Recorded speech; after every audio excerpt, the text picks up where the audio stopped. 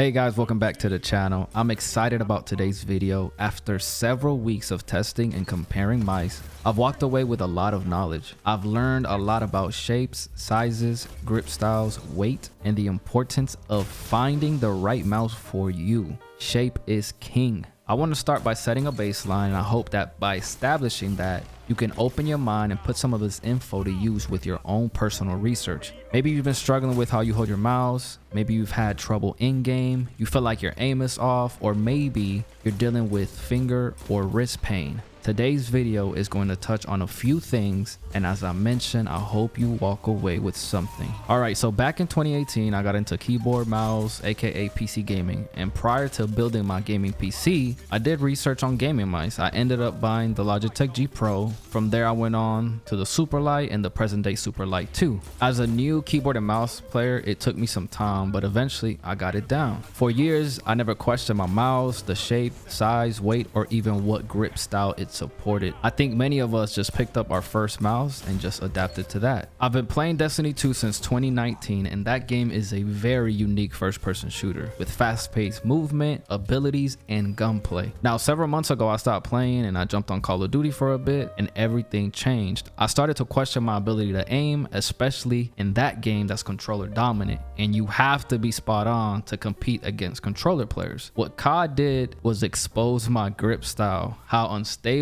my aim was, and the size and shape of my mouse. Years of shooting a hand cannon, rarely shooting automatic weapons, left me exposed to the fact that all this time I was compensating with a mouse that was not the best option for my hand size and grip style. To give you some reference, my hand measures 19.5 centimeters by 10.5 centimeters. My grip style is relaxed claw. My inability to control recoil and have stable aim was apparent, and it all had to do with me using the wrong type of mouse. So I went down the rabbit hole that YouTube is and educated myself on the subject, and man oh man, your boy learned a lot. I want to give a big shout out to Elo Shapes for creating this incredible website where they provide the dimension of mice and allow you to compare shapes and sizes to have a visual representation of what they look like compared to others. Let's start off with the Razer Viper V3 Pro, Razer's latest mouse, the poster child of the company and quite possibly the mouse of the year. Cough cough.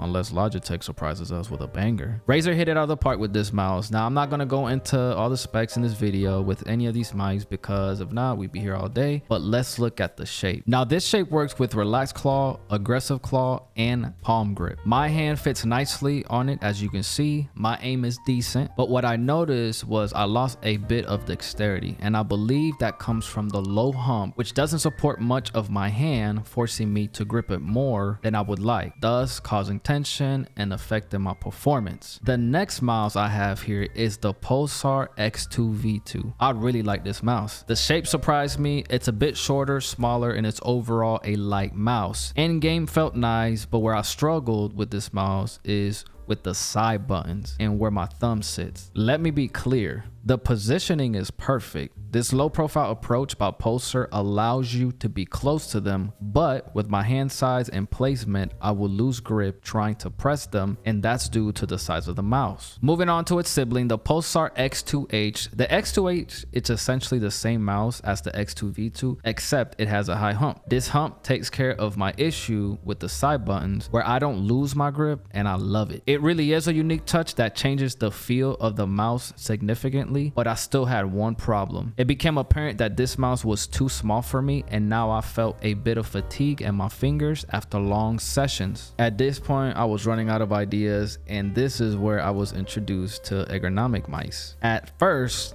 I was a bit hesitant because all I could think of was those big old bulky office ergo mouses. But little did I know that there were gaming ergo mouses. The Pulsar X Lite V3 was my introduction to an ergo mouse, and man, let me tell you, what a mouse. This mouse fits nicely in my hand. I'm able to relax claw no problem. It's light, it glides smoothly. It felt like I finally have found the mouse that I should have been using, but the size felt bulky, especially in game trying to aim and flick. The placement of the side buttons made it difficult to press, and I'd lose my grip trying to press them. The mouse does feel bulky and you're kind of at the mercy of the shape. I lost a bit of dexterity and finger fatigue became a thing. I believe it came down to the coating and where the mouse forces your fingers to go when holding it. But there was one last mouse I wanted to try. The name continued to pop up while doing my research and I had this feeling that wouldn't go away, and I kept saying to myself, what if that's the one? I figured I'd adjust to one of these mouses and live with it, or just stick to my super light 2. That's where the Lamzu Thorn comes in. I finally found the mouse for me. The coating, the size, the weight, my grip style, the button placement, and overall the feel of the mouse just felt right. It's almost like Lamzu made the mouse for me.